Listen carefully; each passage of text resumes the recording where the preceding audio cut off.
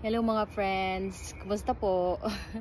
So nasa garden po ako ngayon, balik gardening ulit. So nakikita nyo may mga flowers na dito. Ito po yung mga flowers ng bok choy or pak choy or pechay.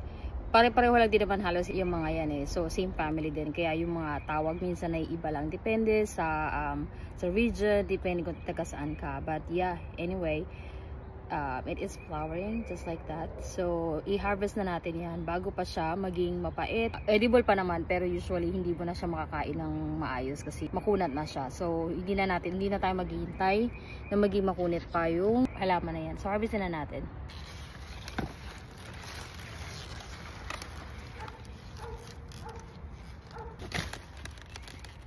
Ito yung bok choy. Ito yung favorite ko na variety ng itong veggie.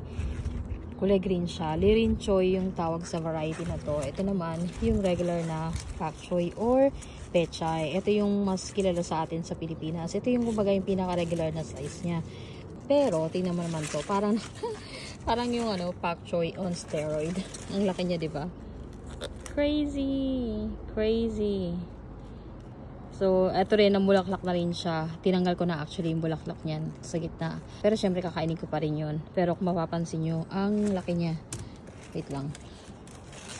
Ang laki niya.